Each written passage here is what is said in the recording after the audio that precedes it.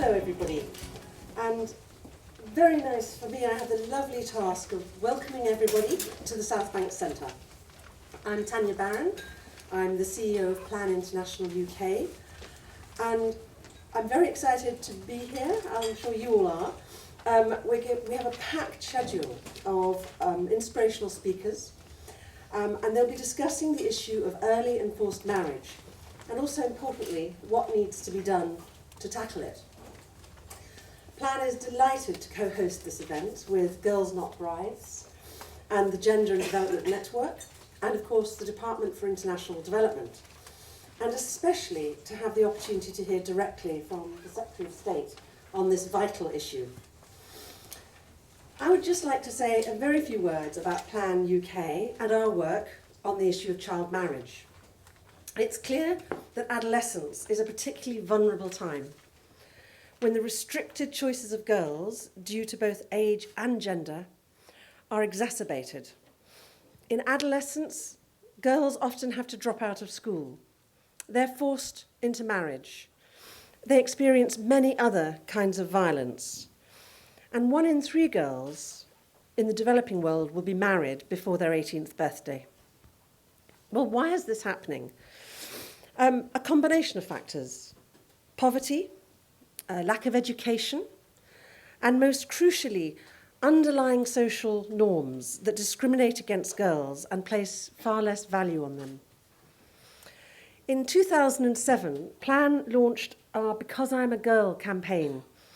It exists to ensure that girls' rights all over the world are recognised and are realised. To do this, we're working to ensure that all girls get access to at least 9 years of quality education. We're working to tackle violence against girls in all its forms, including child marriage and female genital mutilation. And we're striving also to ensure that girls are able to participate and have a voice in all the many decisions that affect their lives. With debate starting about what the next global development framework will look like, we were very encouraged to see that the UN High-Level Panel on Post-2015 included an illustrative target to end child marriage by 2030. And we will certainly be working to support the government in ensuring that this recommendation becomes a reality. Well, I'm now absolutely delighted to introduce our keynote speaker, the Secretary of State for International Development, Justine Greening MP, who will deliver her speech on the work of the UK government in tackling this issue at a global level. I do actually think it's very interesting to note that the thread of youth has run through much of Justine Greening's political career. She was, in fact, responsible for youth as Vice Chairman of the Conservative Party in 2005. And as Secretary of State, she has ensured that the UK government has taken a real lead in global efforts to tackle violence against women and girls, and in particular on the issue of early and forced marriage. So, the Secretary of State.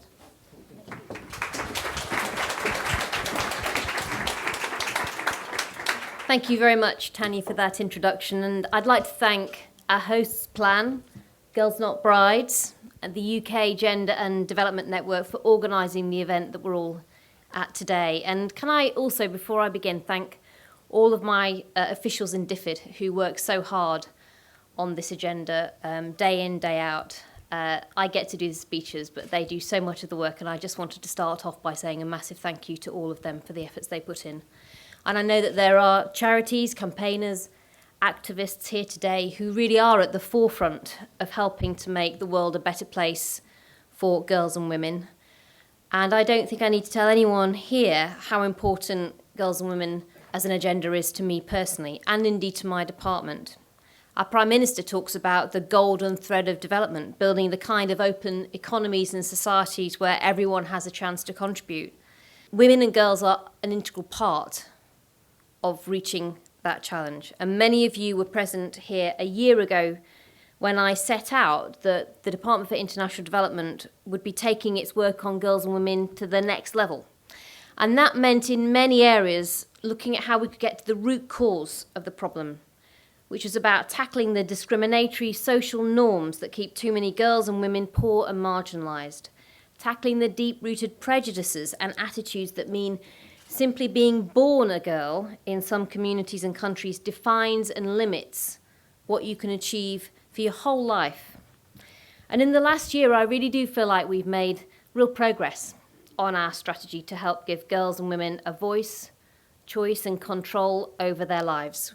We've helped more women access modern, safe family planning methods.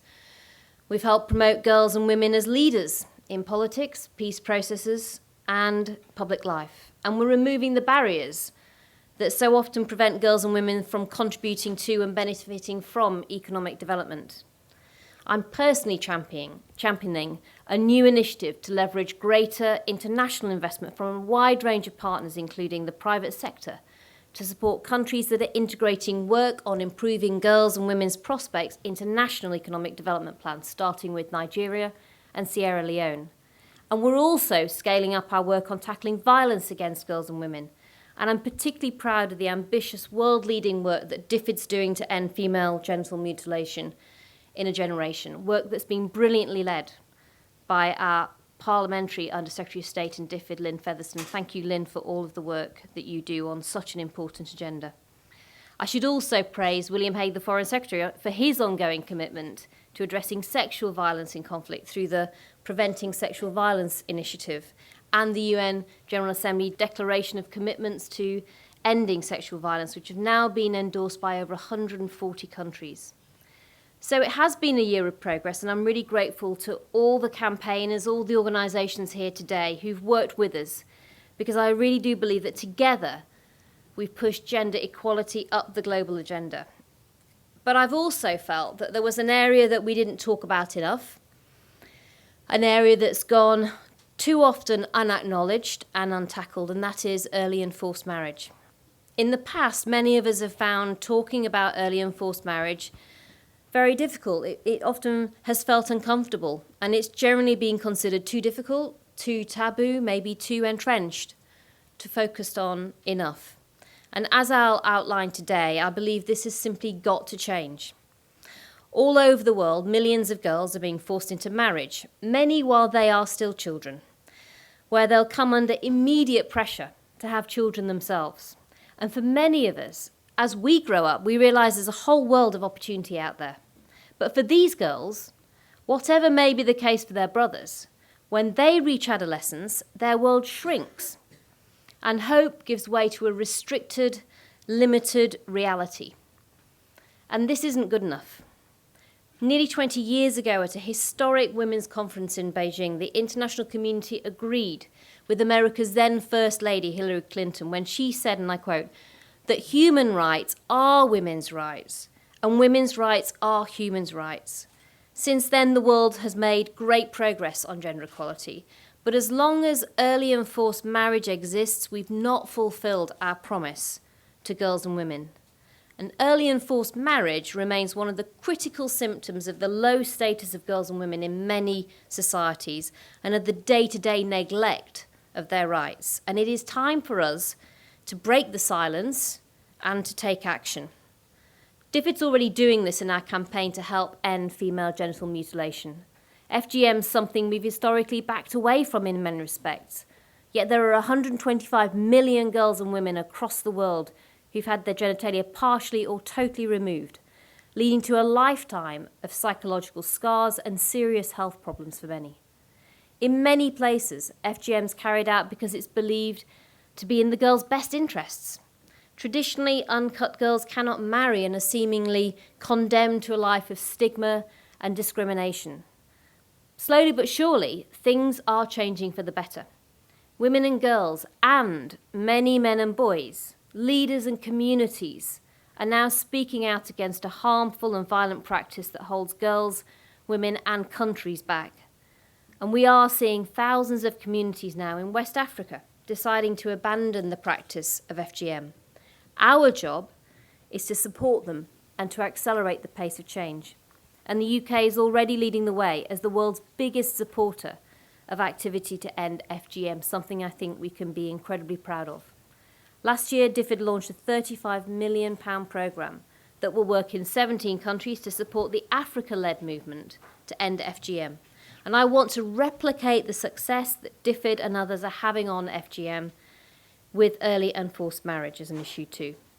It's another huge issue. Early and forced marriage happens all over the world. In fact, it happens here in the UK. In total, early and forced marriage affects about 14 million girls every year. 1 in 3 girls in the developing world are married by the age of 18. 1 in 9 are married by the age of 15. And some are as young as 8 years old. But as with FGM, we're starting to hear voices across the developing world saying enough is enough. We must support them. Voices like Zambia's First Lady, Christine Kaseba, who recently launched her country's campaign against child marriages. She highlighted the problem of Zambia having a statutory law prohibiting child marriage, but customary laws allowing it. And she says, in her words, we cannot have a situation where defilement of girls as young as 12 years old is backed by the law. How then do we come up with strategies that can protect our children when laws that are supposed to protect children are so fluid and porous? Her words. And you only have to talk to girls themselves to hear how they feel about it and to grasp how wrong this practice is. Girls like Fatima from Egypt, who was 15, when she was forced to marry what she describes as a grotesque old man with 6 children. After being married, she was immediately under pressure to have a baby against the advice of doctors.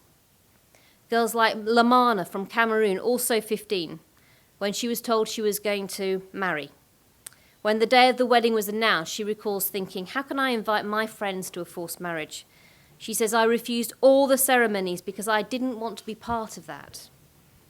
She eventually ran away after her husband raped and beat her. Lamana and Fatima have since received help from Plan, one of several amazing organisations doing pioneering work to help girls rebuild their lives and speak out against their experiences. But we know that there are many other girls who'll never get to talk about their experiences. Last year, it was reported that an 8-year-old Yemeni girl named Rowan died after suffering internal injuries on the night of her arranged marriage to a man more than 5 times her age. She was just 8. History, tradition, cultural practices, these should not and can never be used to excuse the unacceptable, and early and forced marriage is unacceptable. It's not just about human rights. When girls cannot decide for themselves whether, when, and with whom to get married and have children, it's not just unacceptable for them, it's a disaster for development. Girls who marry earlier are more likely to suffer domestic violence and sexual abuse. They're more likely to contract HIV from older husbands. Girls who give birth before the age of 15 are 5 times more likely to die in childbirth than girls in their 20s. And the children of child brides are 60% more likely to die before their first birthday than the children of mothers who are over 19. Early and forced marriage is also closely linked to low levels of economic development. Girls who marry young are more likely to be poor and stay poor. In contrast, delaying marriage, enabling girls to improve their education, their health, job opportunities can not only help them to move out of poverty, it can also have a profound impact on their families and on their own children, giving them the opportunity to break the cycles of poverty that can pass from generation to generation. And I think that's why the theme for this year's International Women's Day, which is fast approaching, equality for women is progress for all, is so apt. But as long as girls are being locked out of progress, valued only for their bride price, a country cannot develop properly. Transforming her future means transforming the future of whole communities and countries. So what can the UK do to tackle early and forced marriage? Well, to begin with, I think we've got to beat the drum internationally and see the UK play a leading role in calling for greater resources, better coordination, and a stronger focus on this issue. We need to step up as a country to join with other countries like Canada, the Netherlands, who've taken the initiative in actively supporting southern countries, the leadership we're seeing from Zambia, from Ghana and others, to push UN resolutions on early and forced marriage. I want the UK to be at the forefront of galvanising not just statements of support, though, and UN resolutions. important as they are, but shaping international long-term action. As many of you are aware, we're at a key moment for designing the next generation of international development goals, with the Millennium Development Goals for reducing poverty due to expire at the end of next year. These goals have seen some huge successes over the past 13 years, but progress has been uneven, particularly for girls and women. And it was fantastic that MDG 3 addressed gender equality, but in many respects the MDGs could have gone further, addressing discriminatory social norms like early and forced marriage. And in fact, efforts to improve maternal health are most off track, particularly amongst the number of adolescents giving birth, which is in recent years has all but stalled in progress. And in May last year, the UN's high-level panel for the post-2015 development agenda, chaired by our own Prime Minister, alongside President Yudhoyono of Indonesia and President Sirleaf of Liberia, said that we should be the generation to end extreme poverty. The UK is hugely supportive of this and the panel's goal of leaving no one behind. And the UK believes it's vital that the world agrees a powerful standalone gender goal post-2015. It was right that the high-level panel also recommended that we have an explicit target on ending child marriage alongside those other gender targets. And we will work to support this and see that carried through in the process ahead in the UN. I'll be raising early and forced marriage when I attend the Commission on the Status of Girls and Women next week, holding a roundtable with Canada where we'll champion the call for global action on this together. I believe in DFID that we can do more to help end early and forced marriage with our own development programmes and humanitarian responses. As with FGM, we'll build on what works, continuing existing pilots, scaling up where programmes are successful, and we'll start new pilots to find more innovative solutions on what works. Our FGM campaign has shown us that to succeed, there needs to be a grassroots movement, a real coalition of voices, girls and boys, parents, religious and community leaders, politicians, all speaking out against a harmful practice. This movement's really started to get momentum already. And in December last year, health and education ministers from 21 countries in Eastern and Southern Africa set themselves a target to eliminate early and forced marriage by 2020. We must support them. And the DFID is working already directly with communities where early and forced marriage is prevalent. Our flagship programme in Ethiopia's Amhara region focuses on engaging with the whole community to change attitudes. It works directly with girls and boys through programmes in schools, including girls' clubs, mentorships, economic incentives to encourage girls to stay in school and to make sure they're enrolling in school in the first place. It's early days for this programme, but there are already parents who change their minds about what the value of education means for their daughters and are keeping them in school. We know that there have been over 600 marriages that have been cancelled since the start of the programme. Those sorts of programmes can show DFID the way forward, and we're currently developing more programmes like that one. We're looking to reshape our portfolio so that more of our work has an explicit and direct focus on tackling early and forced marriage, and you can expect to hear much more about this in the coming months. The UK is also getting our own house in order on both FGM and early and forced marriage. Legislation to criminalise forced marriage in the UK is currently going through Parliament. Our forced marriage unit provides assistance to victims, and it gave advice or support relating to possible forced marriages in more than 1,300 cases in 2013. But we know that it's unlikely to reflect the true scale of the abuse. And we know that by some studies, we could see around 5,000 to 8,000 forced marriages taking place in the UK every year. At the beginning of the year, the PM set out that in 2014, Britain is going to lead the charge on the empowerment of girls and women worldwide. And in fact, just this afternoon, Parliament has agreed a new law proposed by the MP Bill Cash, who I'm not sure if Bill is here today, but I wanted to pay tribute to the work that he has done in Parliament, because he has brought forward a private members' bill on gender equality in international development that has made it all the way through the Commons and all the way through the Lords, and as a result will go all the way into law, full stop. And that will ensure that from now on, the Department for International Development is legally obliged to consider gender equality before we fund a programme or give assistance anywhere in the world. And it sends such a powerful signal about the UK's clear intent in this area. It will be something that we can take round the world and say to other countries, we are doing because we believe this matters. So today I want to issue a challenge to everyone here, NGOs, charities, activists, businesses, to help us bring early and forced marriage up the global agenda in 2014 and then to keep on pushing. These are complex issues and we need to work with lots of organisations and partners, and I want to hear from members of this audience on what they think their role can be. I want to challenge our businesses, our UK businesses, to play their part to support girls and women in the sorts of countries DFID works in. This could mean sourcing from women producers and business owners, tackling gender equality in wages. It could mean offering flexible working arrangements, proper childcare facilities, parental leave, and other support to all employees, men and women.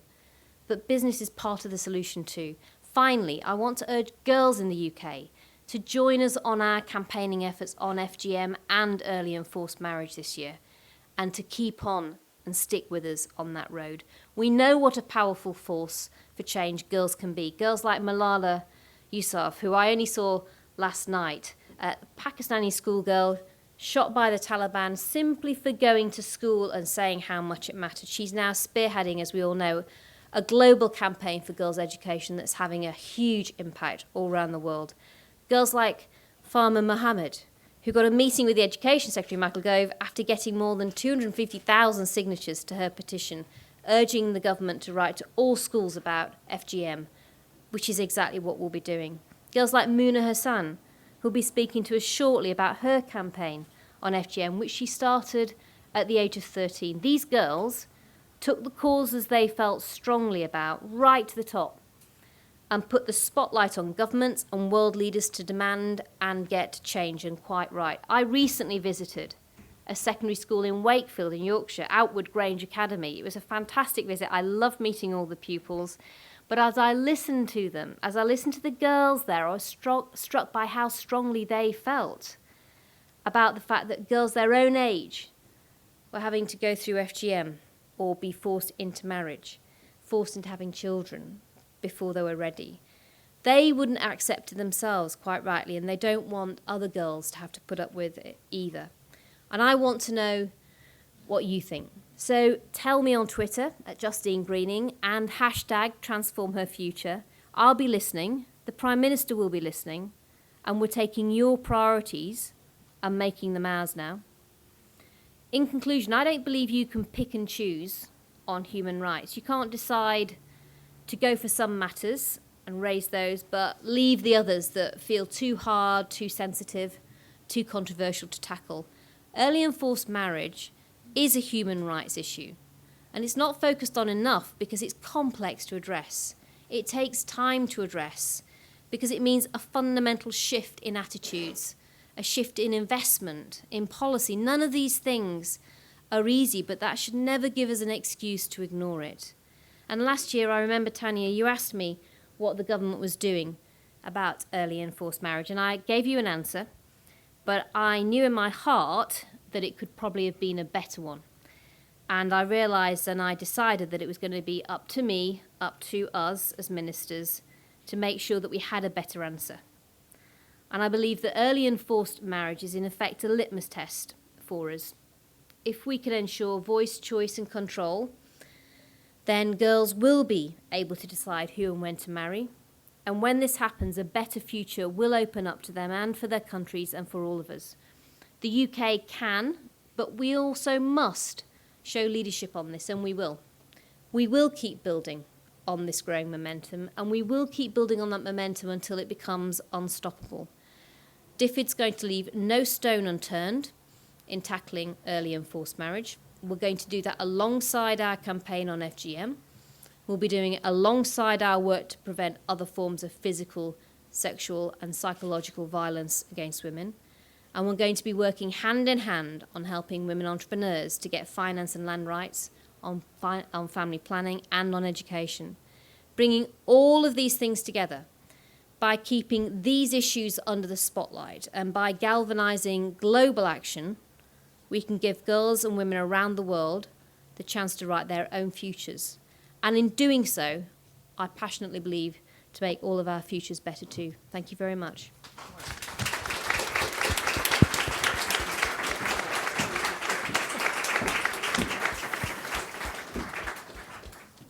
Well, absolutely fantastic. I believe it. It's real. And thank you for voice, choice and control. And actually, thank you for the challenge. Because we all need galvanizing. We need to harness all our energy. That was wonderful. Thank you. And now, before it is all your turn, because there are a lot of people here who have really interesting things to say, but I'd actually just like to introduce, we have 5 different and distinctive organisations and campaigners here now today who will all bring important insights to bear on this really vital question of early forced marriage. Now, I'm going to do very brief introductions because actually, you know, we all want to hear what they've got to say. And you'll find, I think, on your seats, there are some quite much better, longer biographies. So please do look at those. But we'll hear, first of all, from Dr. Nawal Bad, here we are, thank you, who works tirelessly in Yemen to end child marriage.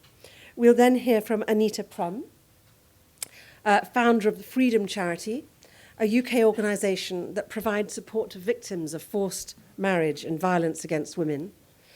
We'll hear from Muna Hassan, who the Secretary of State has just mentioned, who started out as a campaigner at 13 and has really risen to prominence in recent months as she fights to tackle the issue of female genital mutilation.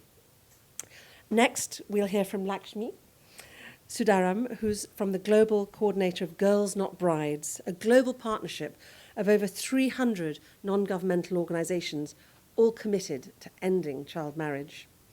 And then finally, last but not least, Rachel Carter, who's the chair of the Gender and Development Network. So thank you very much for your contributions you're about to make, and those who'd like to come up to the podium, please do so. We'll start with Dr. Nawal. I'm pleased to be here with this, respectful panel that is addressing this very critical issue, and thank you for the audience for giving me your attention in advance. And I'm speaking to you today as a doctor who has traveled from mountains in Yemen to its deserts.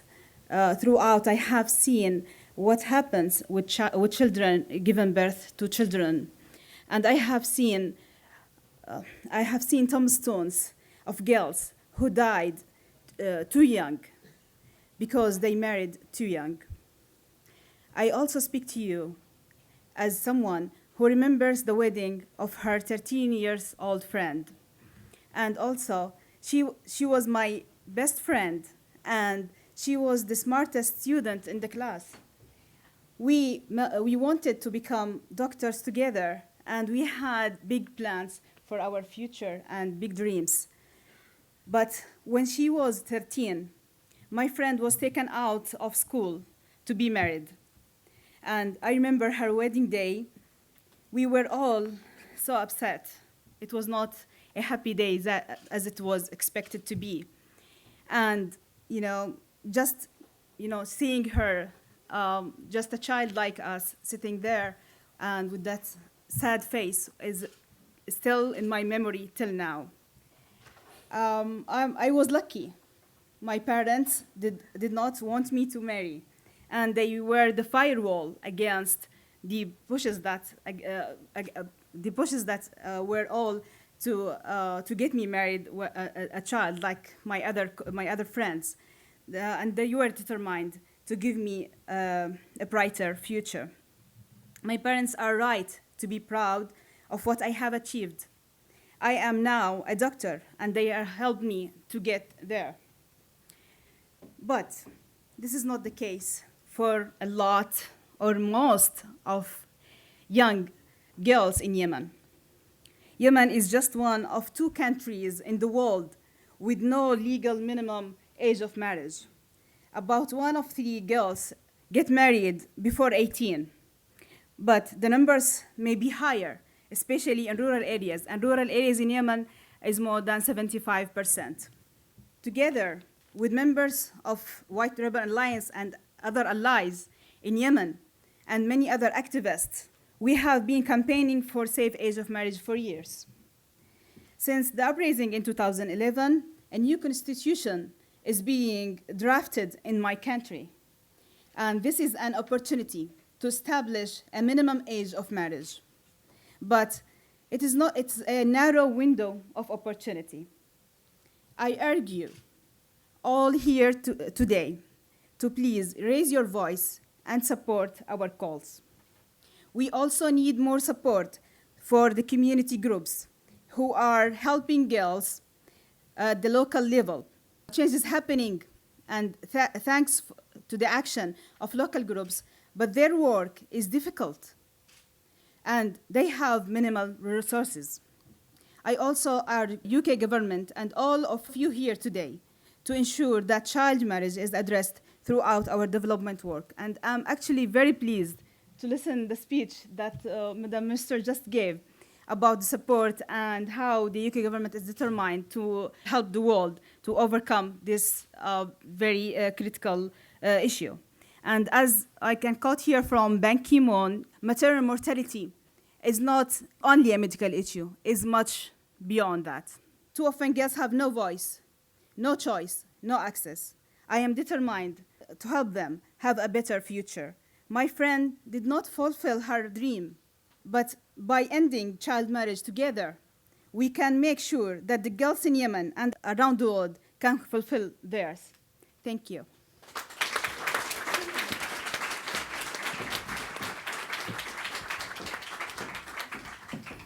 Thank you, truly inspiring.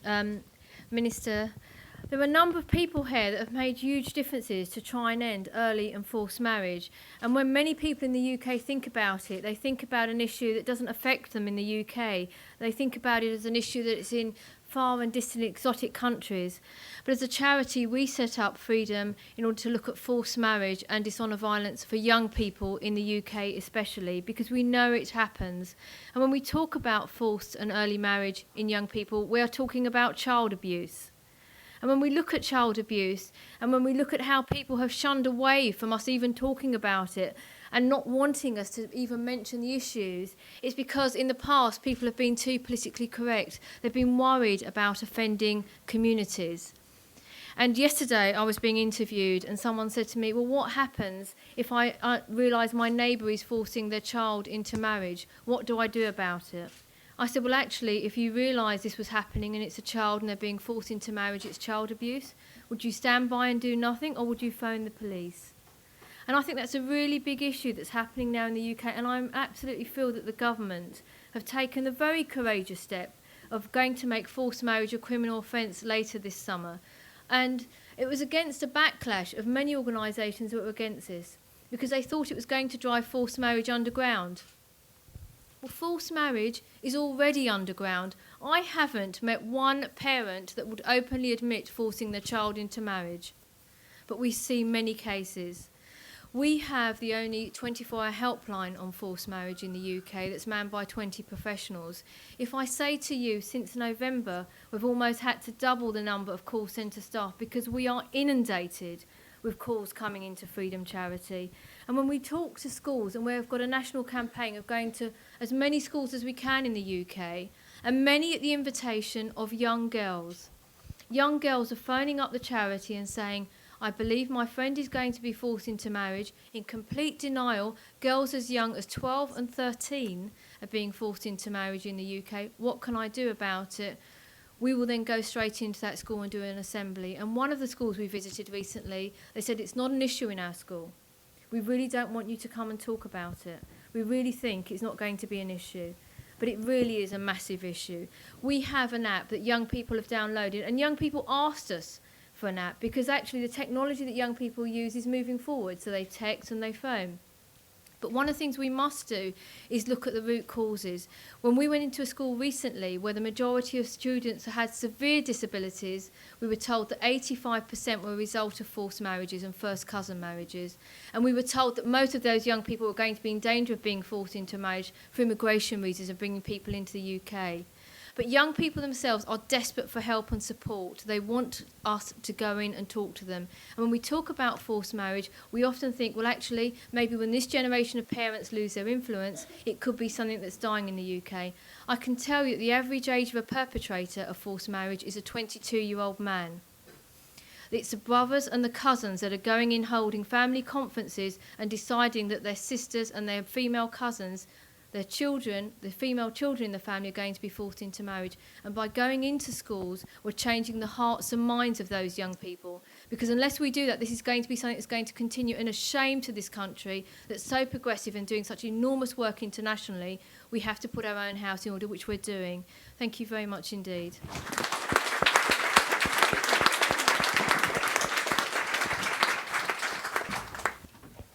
Hi. When I was doing FGM work, I was only 13 years old.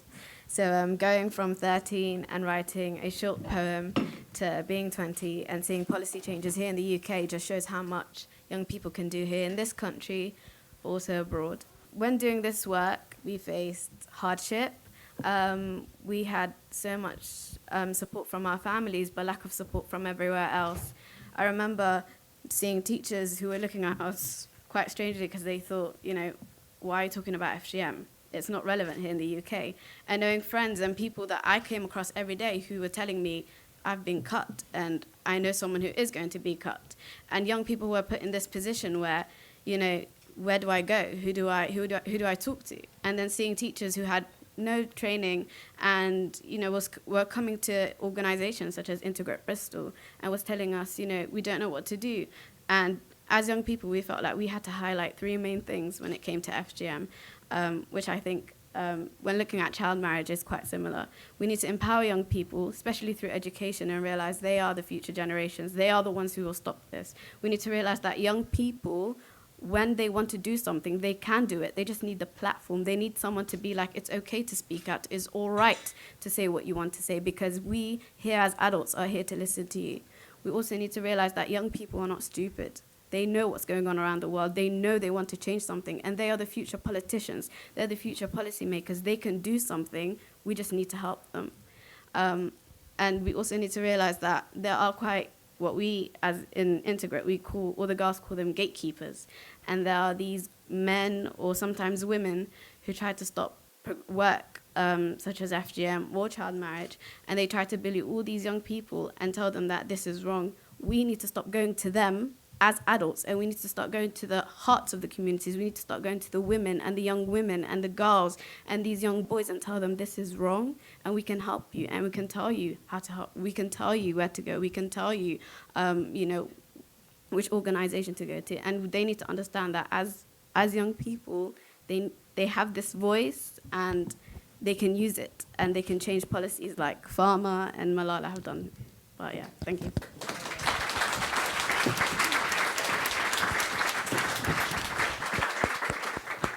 Thank you. I've been given 3 minutes to speak, so I'm going to make 3 very short points.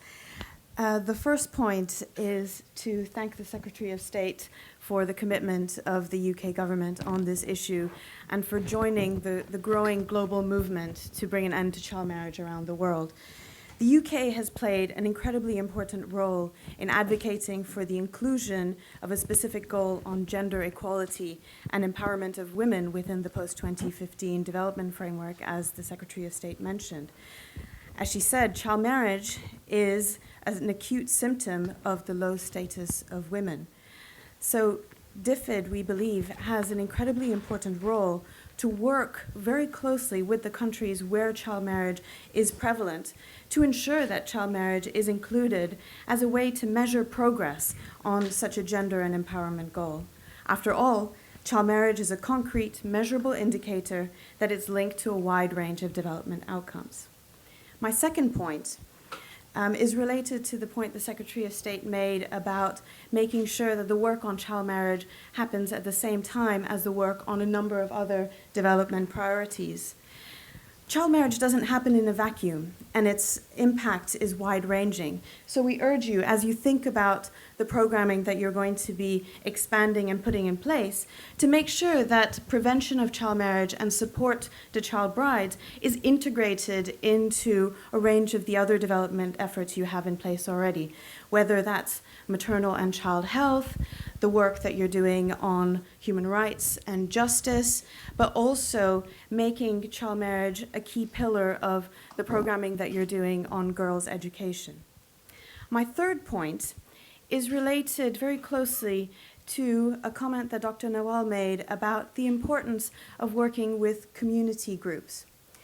While child marriage is a global problem, it's also incredibly personal for those who are experiencing it. Decisions are made locally, in families, in communities, by the brothers and cousins. And these are the decisions that are ultimately affecting the future of girls. Within Girls Not Brides, we are a network of more than 300 organizations. Many of these organizations work at the community level. And I think as DFID is thinking about how you look at innovative approaches, how you look at the new programs that you're going to be putting in place, to work incredibly closely with these community groups that are often dealing with incredibly challenging situations. Many of our member organizations face death threats on a regular basis. We talked about, there were comments made about the importance of understanding that child marriage won't change overnight, and that the successful programs are those that look beyond the short term.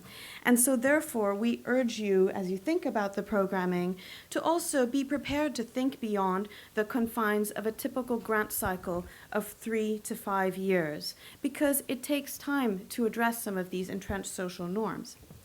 Having said that, I would just like to end by saying that I don't think it's an exaggeration to say that we can bring an end to child marriage within a single generation. Because what we do know from the work that we have seen from our members around the world is that when girls have the opportunity to not get married when they're children and actually have the opportunity to go to school and develop as adults, it is so unlikely that they will marry off their own daughters. And so we can break this cycle. We just have to work together and put our minds to it. Thank you.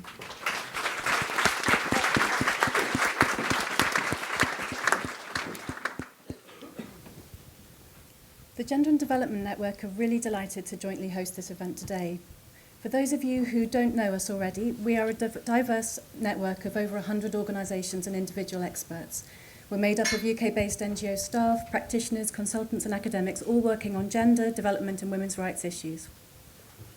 It has been really fascinating hearing from the previous speakers today, and we particularly welcome the Secretary of State's focus on the importance of working to change negative social norms and values as part of the interventions to end early and forced marriage. For us, similarly, while all of the experiences described this afternoon happened to individual women and girls, each of their experiences form part of the architecture of structural inequality, which frame gender inequality worldwide.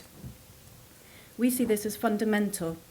It is only if we find new ways to bring about wholesale transformation of this structural inequality, which frames women and girls' lives globally, that we will tackle the root causes of violence and see an end to the types of violence we have been discussing throughout today.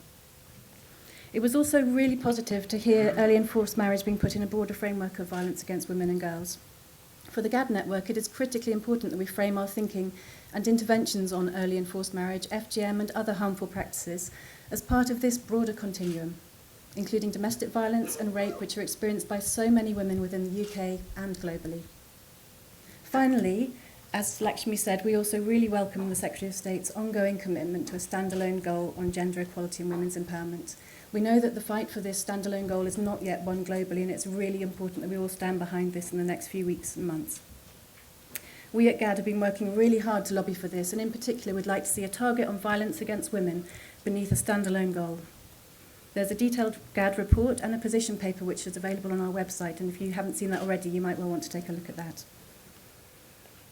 I'm sure you've all got questions that you're hoping to ask, so I'll leave it there, but thank you very much for your time.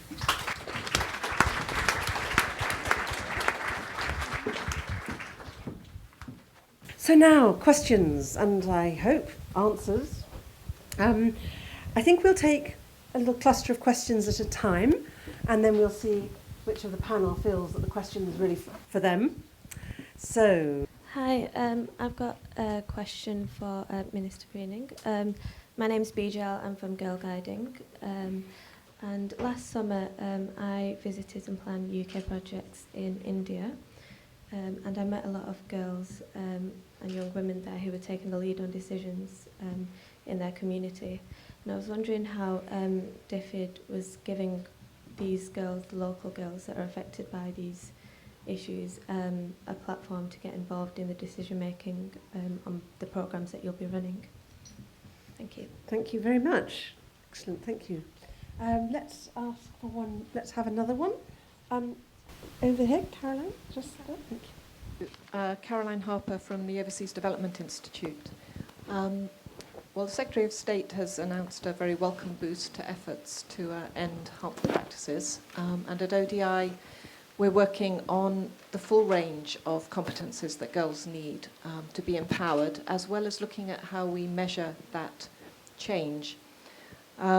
We want to make sure that we're measuring actually the change and not just the outcome. So a practice such as FGM or early marriage may change, but a girl may not be necessarily empowered by that. They may be empowered, but maybe not as much as they need to be, and normal life, what people see as normal life, may resume after that change.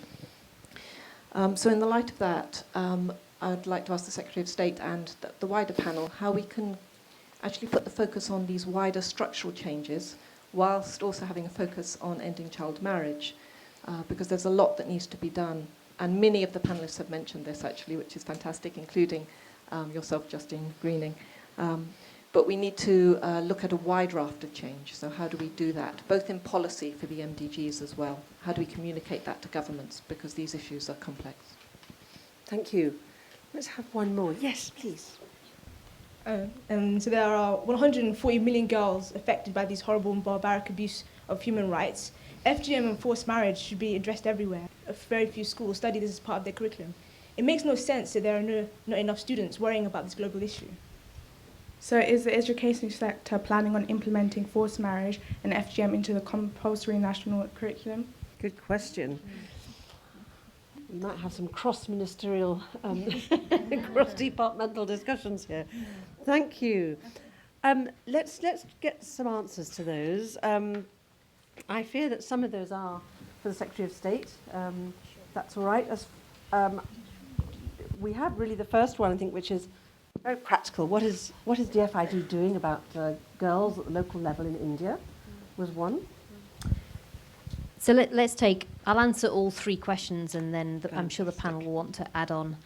I think one of the biggest challenges we've had in designing programmes both on FGM but also latterly looking at what we need to do on early and forced marriage is they are, as somebody said, very grassroots decisions and individual decisions at a family level. So I think if you want to tackle it, you need to do not just change of national policy, and you talked about some of the changes of legislation in Yemen that are needed, but actually it's how do you change communities?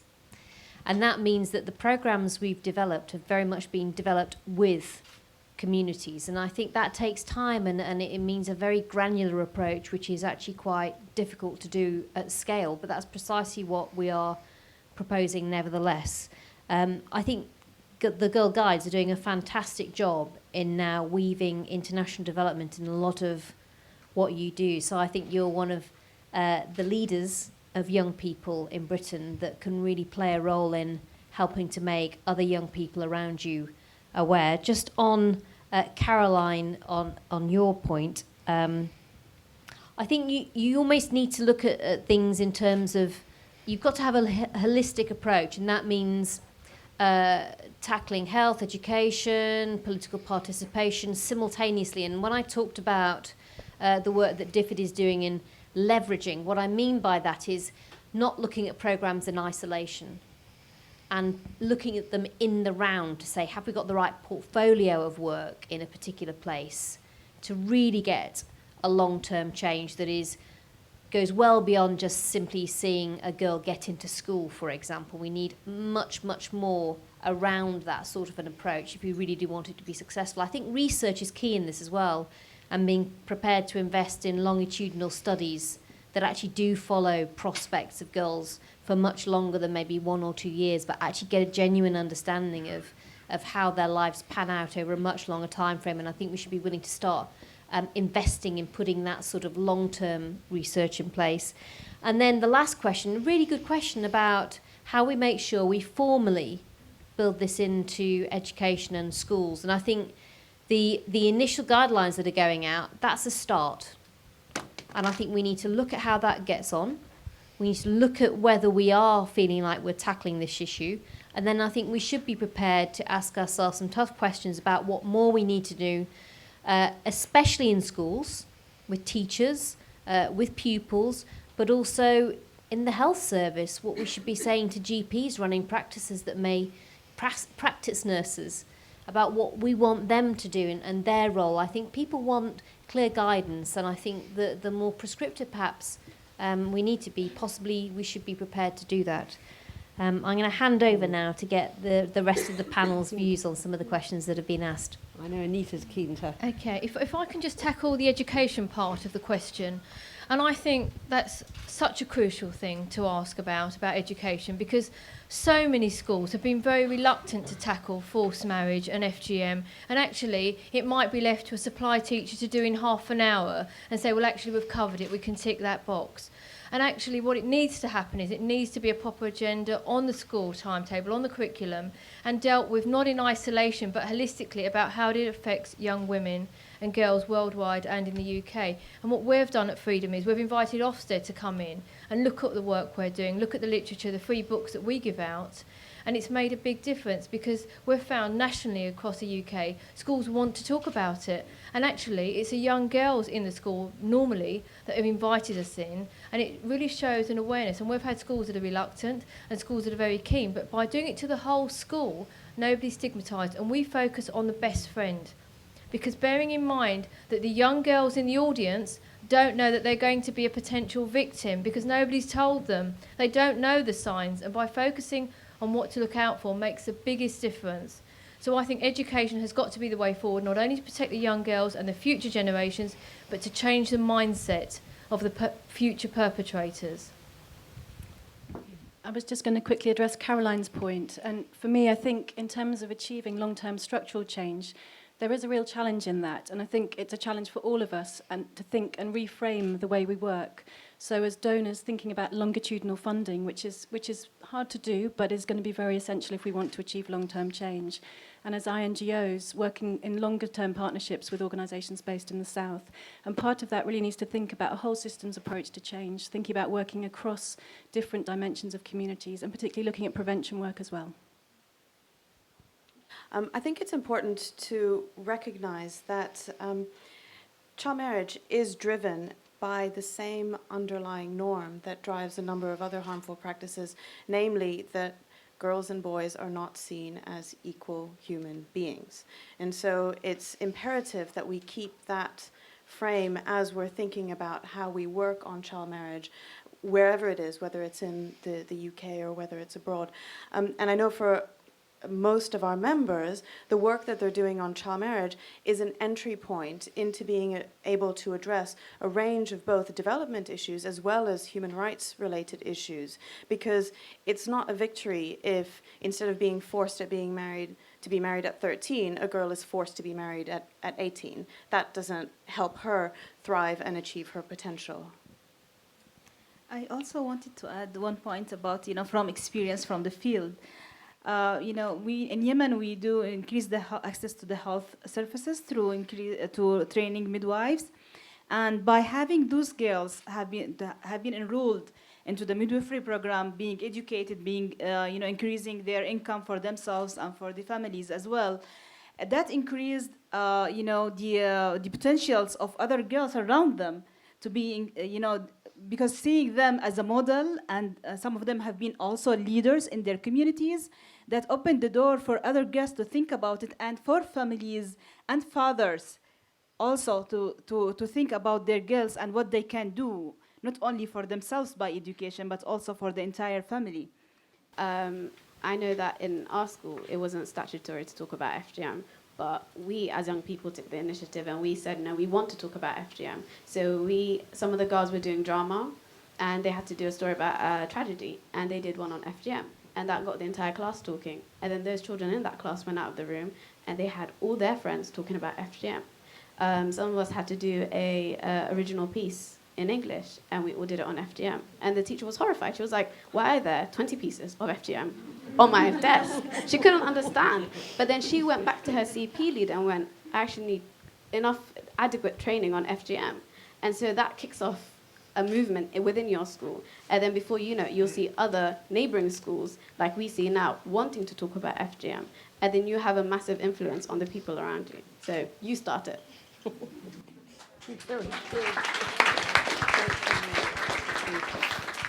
Okay, we have, yes, please, one here. My name is Sarah and I go to Burlington Danes. Ooh. Okay. I believe that it's important not to segregate the influence that men have also. And I also think, as well as realizing the inequality, it's also very important to change the mindset of men, because they are the perpetrators. And as many of you know, government is predominantly dominated by men. And perhaps if more initiatives were pushed through by men, and men talked about issues of inequality to other men, it provides a different perspective on an issue. And it's very important that we work together as both genders to eradicate something that is a very global issue. Thank you. Thank you. Lovely. Yes,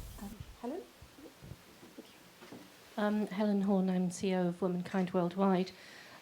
Last year, Secretary of State, you spoke about DFID's work in Afghanistan and including violence against women and girls as a strategic priority for that work, both tackling the root causes, prevention and addressing the issues of responding to violence.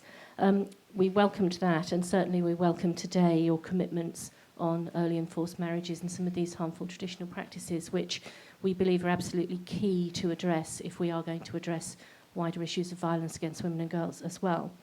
I was just wondering, if we fast forward to the new set of country operational plans that are due to come out in 2015, if you're able to give us the commitment in there that violence against women and girls will be included as a strategic priority, and that will include prevention work as well. Thank you. Thank you. Let's take one more. Yes. Hi, I'm Jasmine, and I'm from Girl Guiding UK as well, and I'm reading medical anthropology at Durham. I just had a point to make about someone was saying about equality, and I think that what's really important when you talk about FGM is that lots of people seem to be under the impression that they don't really understand what FGM is, and I think an understanding that it's not the same as male circumcision needs to really come about, because when you're talking about equality for girls and equality with men, lots of people are saying, well, if men have it, then why can't you do it for girls? And there's this cultural misunderstanding, and so at university we study it, but I do think that more needs to be done to discuss it, because lots of people just seem to think that it's okay to do because of that. Good point. Thank you. I think we have one more here.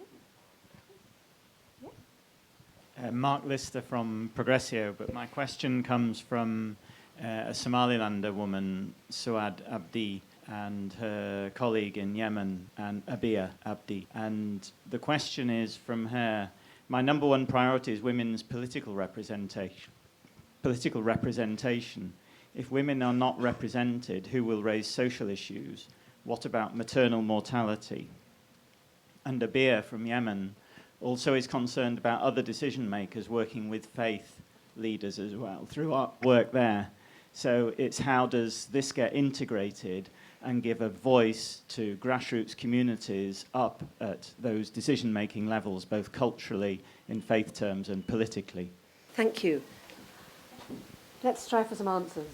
I think in many respects, the first and the last question go together very much, because at the heart of it is really attitudes of boys and men about girls and women in many respects, which is why, to my mind, we talked about a holistic approach, but I think in practice at a national level it translates into a top-down approach, where you see progress, for example, on FGM, early enforced marriage, in places like Ethiopia, that's politically led. It's taken as a political issue by that government and then pushed forward.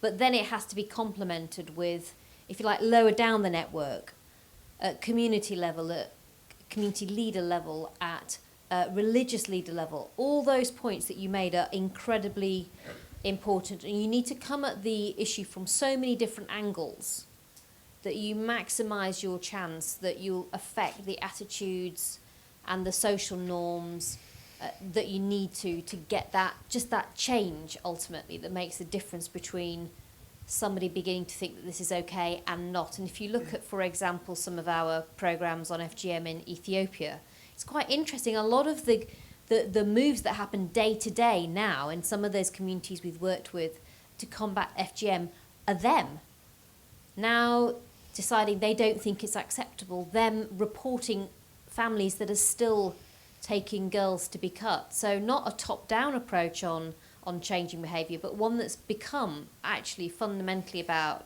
a grassroots change. Helen, your point on Afghanistan, yes, of course, it will remain a strategic priority, because I think it'll need to remain a strategic priority for us in terms of having violence against women. One of the key things we look at in relation to the work that we did in Afghanistan going forward, and I would expect that we're talking about, again, a long-term change, and that will require a long-term focus from countries like DFID, countries like the UK and DFID working there. And then finally, I didn't catch your name. Sorry, the other lady from Girl Guiding.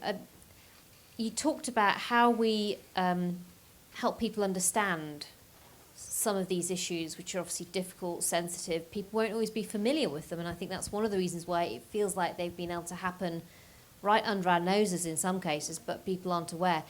I think papers and the media have a key role to play in this alongside all of the work that we do. A paper like the Evening Standard that took FGM really at a time when I don't think anyone else was seriously talking about it, and didn't sensationalise it, just simply gave Londoners the facts to read on the tube going home every night. It was an incredibly powerful move, and one that I think we shouldn't underestimate just how much that's been part of why we can all sit here today, and I think have a much more upfront discussion about what's going on. The Guardian now doing their work as well. Though those key papers playing their role in bringing the attention of the broader public to these issues and saying, well, they may not affect everyone, but for the people they affect in our country, they're life-changing effects that they have on them, and we shouldn't be prepared to just turn away. I think it's massively powerful, and I think it's good that these papers are prepared to do it. And I would encourage more of our papers, more of our media to be prepared to take what are complex issues that don't always, enable themselves to be summarised by a soundbite, but are prepared to take them, unpack them for people, give people the chance to form their own views on them. And I think that's actually one of the next things that needs to happen on early enforced marriage. And again, I'm delighted that tonight the Evening Standard's focusing on what we're doing, what we're talking about here today. It's in their opinion piece. It's fantastic. Without those sorts of pieces of the jigsaw, I think it takes us a lot longer to get the message out, and we're less effective. So they're absolutely vital, and I'm pleased you asked that question. I wanted to emphasize on, thank you for the points that have been raised about, the woman voice at the decision-making level and different levels, and also about including men. It has been proven in Yemen that when we include the fathers and, the husbands in the decision-making, they make, they help in understanding, and there have been, evidence from the ground about that. in the parliamentarians and about the religious leaders when they know about how these girls and how these women that are facing health challenges, just having better understanding from them side when they know the complications, they really advocate themselves. They become advocates for better changes. And I think here I would urge on the opportunity of having both 2015 as having women rights and reproductive health rights as one of the a huge area that didn't get enough attention. I think this is a very important opportunity for the world to work on it for years coming. Thank you. Just a very quick point. I wanted to say that we were asked by some faith leaders to go and talk to some young men in Feltham. And I guess you could say we had a captive audience while we were talking about it. But one of the things we were talking about was FGM and forced and early marriage. And at the beginning of it, a number of the young men said how they were going to they wouldn't marry a girl in the UK because they were too Western and they were too promiscuous, but they were going to marry a young woman from abroad, from their parents' country of origin. And I looked at them and I said, well, who would really want to marry you? At these young men, and they said, well, they wouldn't have a choice in it. And at the end of it, they could see the dangers and they could see the actual horror of what happens to young women. And actually, a lot of those young men have come forward and said, can we work as ambassadors and can we work with you to try and spread the message? And they have been doing that piece of work, which has been really impressive, actually. I think if you can talk at a grassroots level to young men and actually explain the dangers of what actually happens and what it means, we can change opinions and things will change in this generation. With a question about comparing female genital mutilation to male circumcision, a fact is that type 1, which some people see as the least severe form of FGM, is equivalent to chopping half a man's penis off. Now, if somewhere in the world someone was saying, I'm going to chop boys' penises off, half of it, for cultural reasons, I can tell you that there would be an uproar everywhere. Men would go mad. They would cause uproars and riots just because there were boys whose penises were being chopped off. So we need to realize that we do need to educate those who are educating others and stop calling it female circumcision, because that's not what it is. It's genital mutilation and it's abuse. And on getting boys involved, I know that the first time I ever spoke to FGM with my brother, he was 14 years old. And I thought it was a good age where I could sit down with him and be like, this is what FGM is and this is what I've been doing for so and so. And I remember that year after we held a conference and he opened it with 300 people staring at him thinking, why is there a teenage boy talking about FGM? But that translated through his friends, and they started talking about FGM because they thought that was, if he can do it, I can. And now we have so many boys in our project today with Integrate Bristol who are so against FGM and have all said, if I ever get married, I will never, ever cut my daughter. And that needs to happen everywhere, in every school. So I think, yeah. Yeah, if I could just make a really quick point about the importance of religious and traditional leaders, and just to echo some of the work that's going on in the UK, we see with some of our members that the influence of some of the religious and traditional leaders can really make a massive difference. We see, for example, Chief Zamane, who's a traditional chief in Zambia, who's been taking an incredibly vocal stand on the issue of child marriage and really trying to make sure that the girls in the villages that he oversees are not going to be married and have access to school and other opportunities. We also see with some of our members that are working with religious leaders to really try and get them to speak out about the issue. And there's some interesting work also happening at an academic level in very respected universities like Al-Azhar University in Egypt, where they're really starting to look at what are the levers that will actually influence some of the religious clerics around the world. And they're looking particularly at Islam, but there's a number of other places that are also thinking about this from other religious contexts. Thank you. Thank you. I think for me it's really about reiterating the point that when we're talking about men's involvement in ending violence, that's an important part of the prevention, but it needs to be part of the broader whole systems approach to change. And I think the challenge for all of us with that is how we coordinate it and how we resource it. Thank you very much. There's never enough time, is there? Thank you very much for all the questions. I know that there were more questions, but I know also we have some time constraints. So thank you very much, everybody. In coming to a close, it seems to me that we do have now a window of opportunity to bring about real change, to ensure that there is international will, investment, and focus on ending child marriage once and for all. And to do this, we will, of course, all need to work together and look at the energy and the dynamism there is just in this room. But we'll also need to work to ensure that there's a target or an indicator on ending child marriage in any post-2015 international development framework. And we will also need to work hard to ensure that there is significant and sufficient investment in the interventions that we know are needed to bring this about. So, thank you, everybody. Thank you very much, Secretary of State, and all the great panel, and for everyone for coming. We have the room for a bit longer. Some people I know have to leave, but do stay, talk to each other, continue the discussion, and let's plan for action on ending early forced marriage. Thank you.